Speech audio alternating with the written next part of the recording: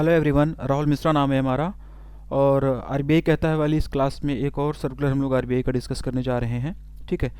अगले 10 से 15 मिनट, 15 से 20 मिनट जो भी इसमें लगता है वो आप पूरी तरीके से मुझे समर्पित करिए। ध्यान से चीज़ों को सुनिए जो भी यहाँ पे बताया जा रहा है। किसी भी बैंक एग्ज़ाम के लिए आरबीआई के सारे सर्कुलर ये इंपॉर्टेंट होते हैं। ठीक है। ये सर्कुलर जो आया हुआ है 4 जनवरी को आया हुआ है। ठीक है। ये सर्कुलर कब आया हुआ है? ये सर्कुलर जो आया हुआ है 4 जनवरी को आया हुआ है। ये चीज़ आप लोग याद रखो। ठीक है। सर्कुलर है क्या? Amendment to the master direction on KYC. ठीक है। क्या है ये? केवाईसी का जो मास्टर डायरेक्शन आया हुआ था उसमें कुछ अमेंडमेंट किया गया है। ठीक है। केवाईसी को लेके आरबीआई का जो मास्टर डायरेक्शन आया हुआ था जो कि 25 फरवरी 2016 को आया हुआ था, उसे अमेंड किया गया है। और बेसिकली अमेंड क्या किया गया है?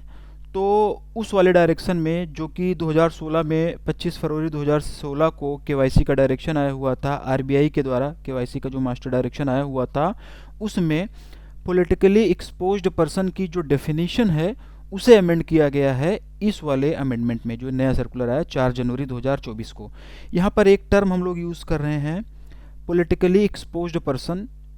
Politically exposed person, PEPs. आगे के पूरे वीडियो में हम लोग इसको पीईपीज से बोलेंगे और आप लोग समझ जाएंगे कि हम लोग बात कर रहे हैं पॉलिटिकली एक्सपोज्ड पर्सन की। ठीक है।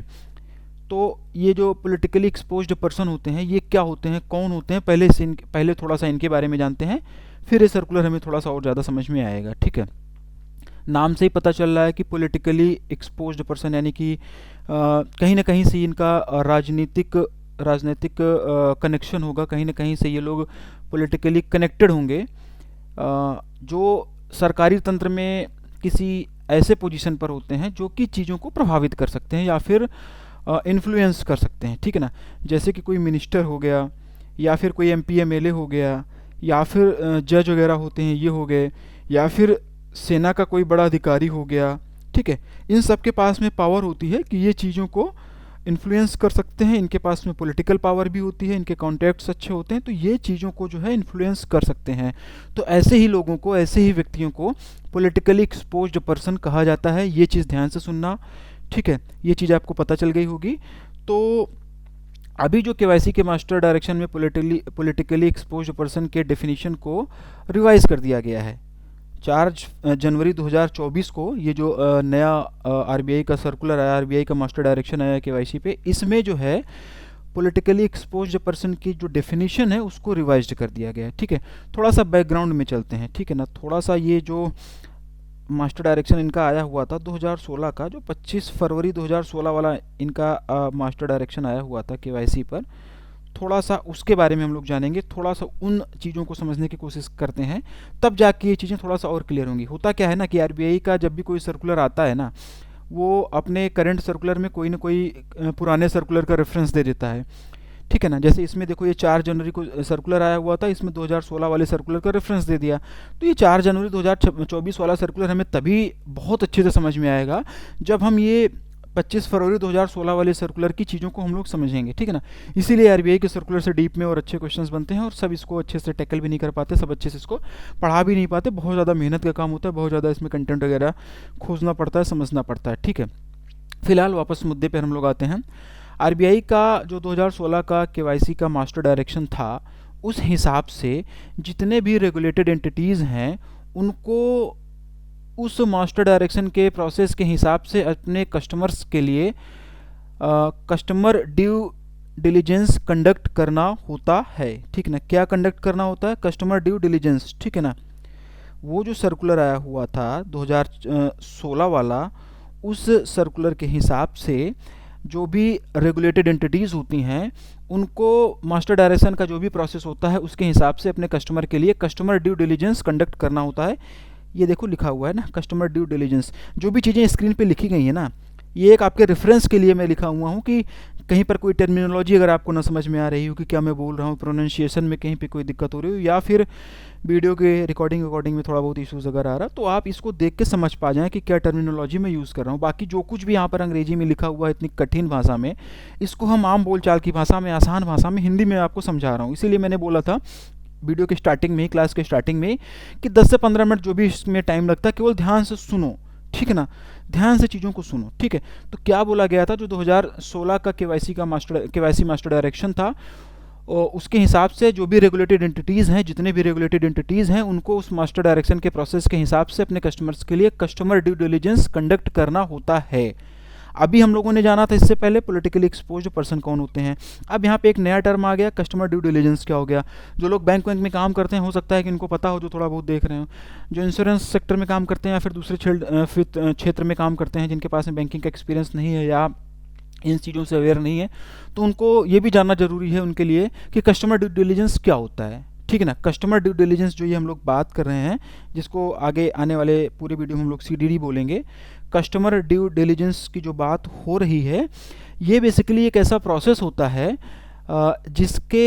जिसमें कस्टमर को और जो बेनिफिशियल ओनर होता है उसको आइडेंटिफाई किया जाता है, उसकी आइडेंटिटी वेरीफाई किया जाता है, ठीक है।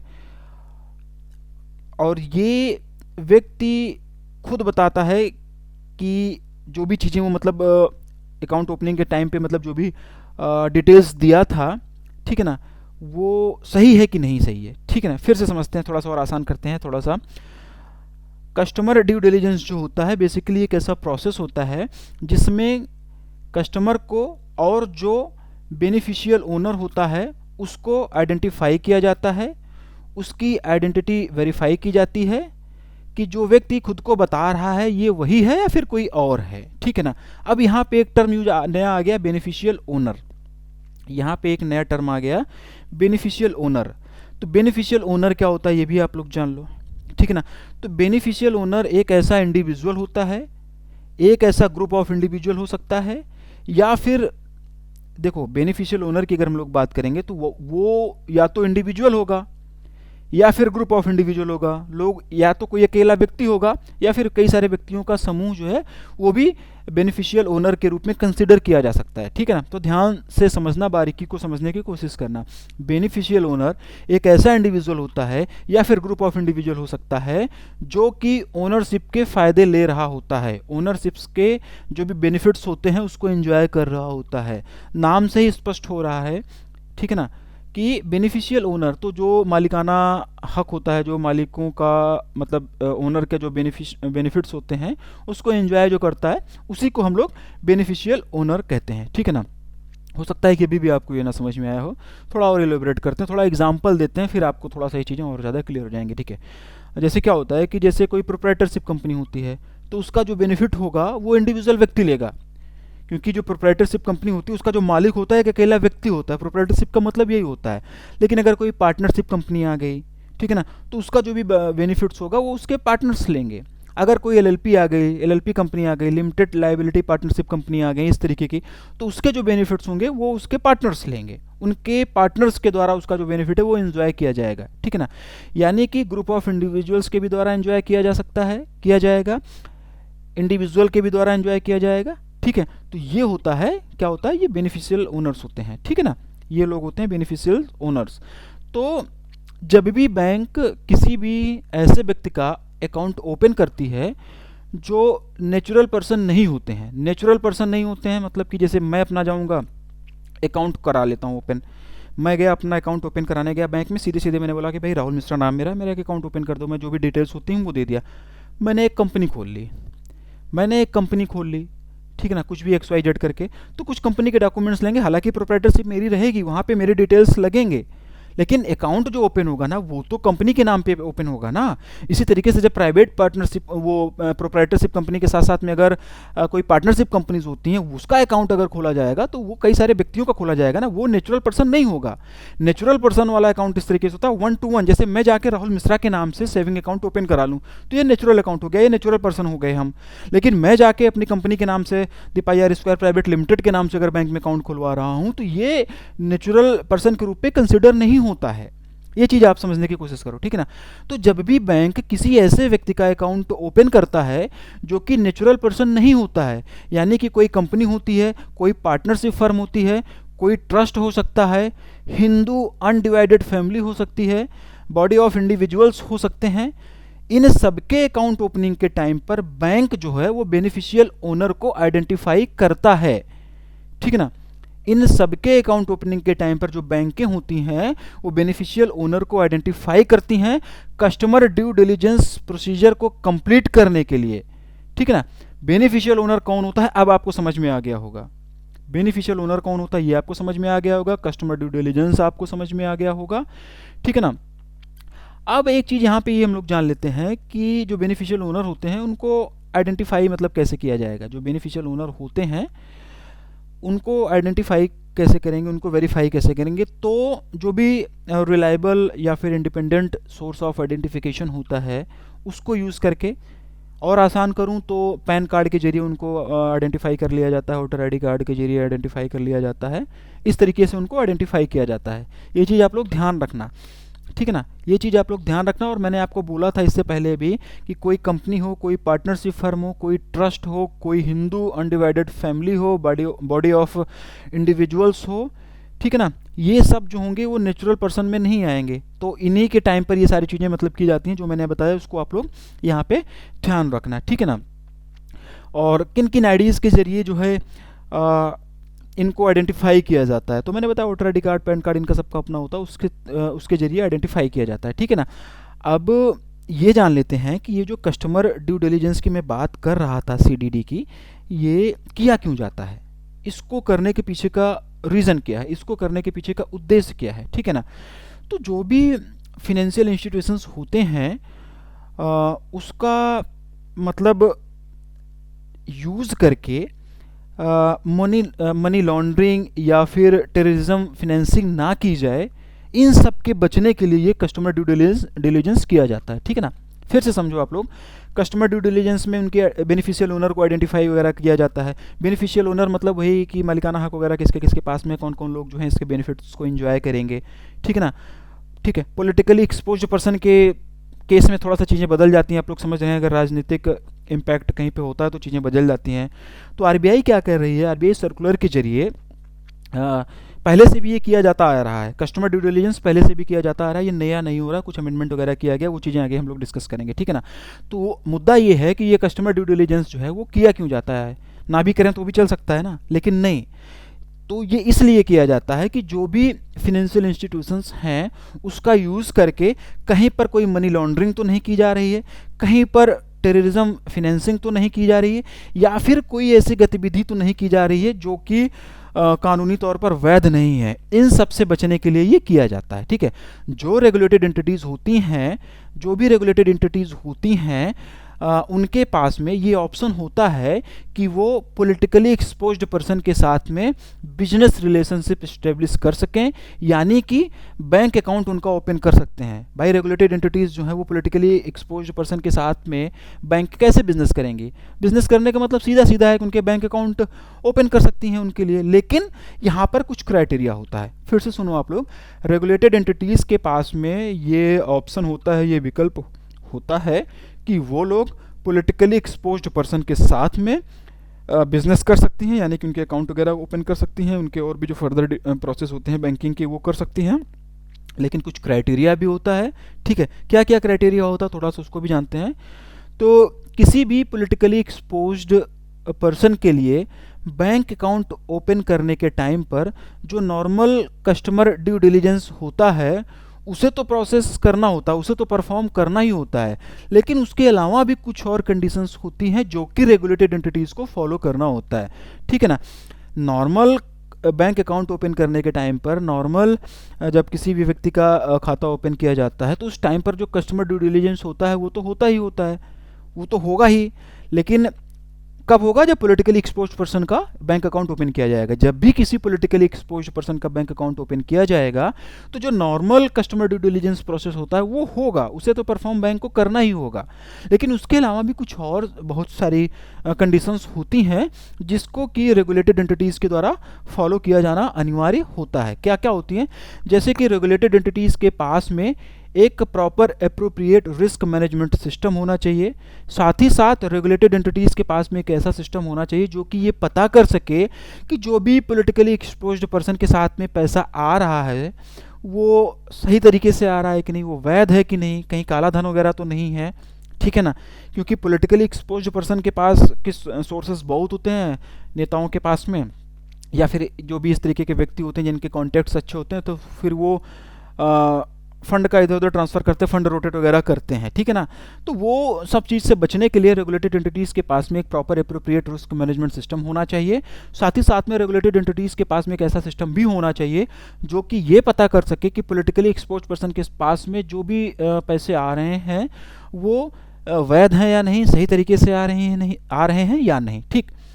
ऐसे अकाउंट ओपन करने के लिए रेगुलेटेड एंटिटीज़ को सीनियर मैनेजमेंट से अप्रूवल भी लेना पड़ता है, ये पॉइंट भी आप लोग याद रखना, ठीक है। अब वापस से फिर से हम लोग सर्कुलर पर आते हैं। अब इस वाले सर्कुलर पर आते हैं 4 जनवरी 2024 के बारे में। पुरानी चीज़ें हो गई, पुरानी चीज़ें समझ में आ गई, अब फिर से वापस आते हैं तो यहाँ पे चीज़ें समझ में आएंगी, ठीक है।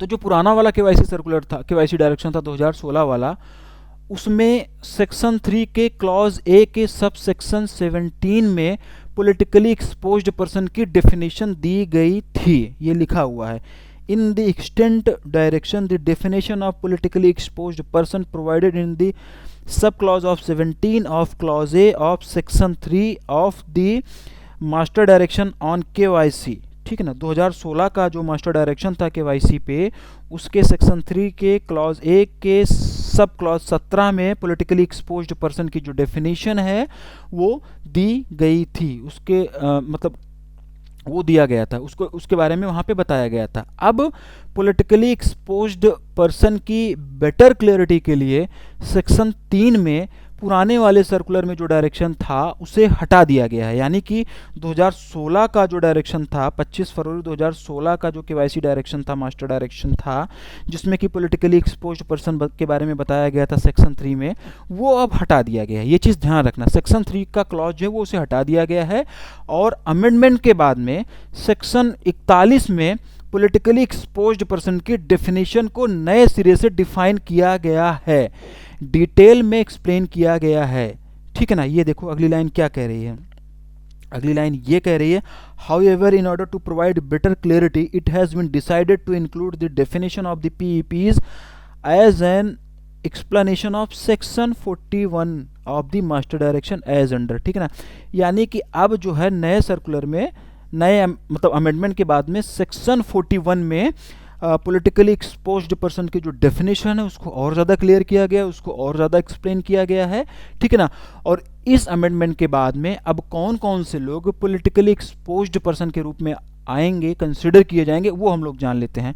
हालांकि ये भी लिखा गया है, ये देखो सब कुछ लिखा गया है, for the purpose of this section politically exposed person are individuals who are or have been entrusted with the prominent public function by a foreign country, including the head of states and governments, senior politicians।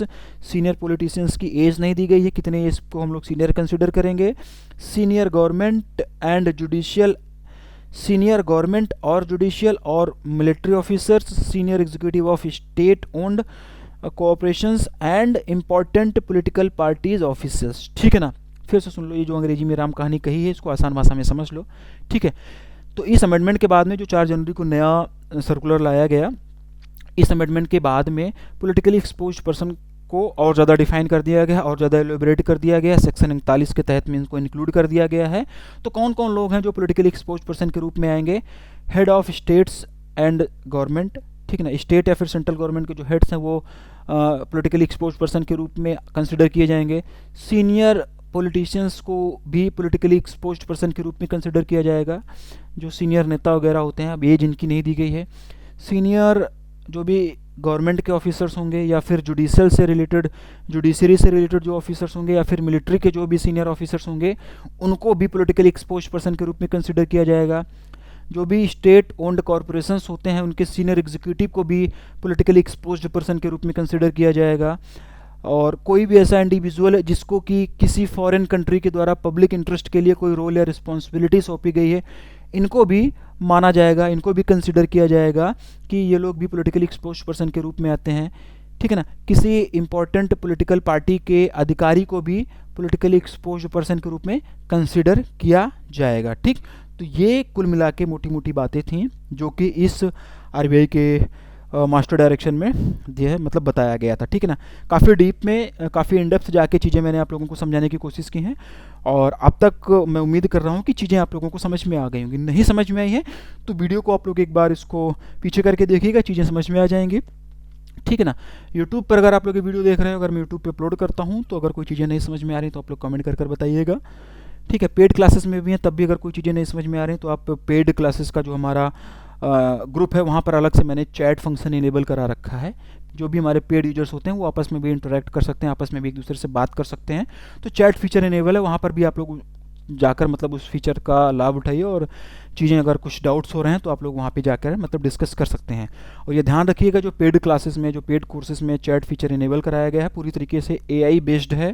तो कुछ भी irrelevant बातें, कुछ भी abusive language कुछ इस तरीके से आप लोग करेंगे तो फिर क्या होगा कि एआई उन सारी चीज़ों को डिटेक्ट कर लेगा और आपको बैन कर देगा परमानेंट, और कोर्स का एक्सेस भी आपके हटा दिया जाएगा। फिर वो बाद में भी मैं बैकएंड से भी वो चीज़ें नहीं दे पाऊंगा। तो ये चीज़ आप लोग ध्यान रखना, डिस्कस आप लोग करिएगा कहीं पर कोई डाउट्स अगर आता है तो। हालांकि मैंने इसको बहुत ही आसान तरीके से समझाने की कोशिश की, और एग्जाम ओरिएंटेड जितने भी पॉइंट्स थे जहाँ जहाँ से क्वेश्चंस बन सकते थे वो मैंने यहाँ पे सब कुछ कवर किया है। जितने भी सर्कुलर में आरबीआई की करा रहा हूँ ना, इसको सबको ध्यान से समझते हुए चलिएगा, और मैं कोशिश करूँगा कि मंथ एंड पे या जैसे मैं सारे के सारे सर्कुलर करा लेता हूँ, इससे रिलेटेड जो भी एमसीक्यूज़ है वो भी मैं आप लोगों को अवेलेबल करा पाऊँ, ठीक। तो फिर मिलते हैं अपनी अगली क्लास में।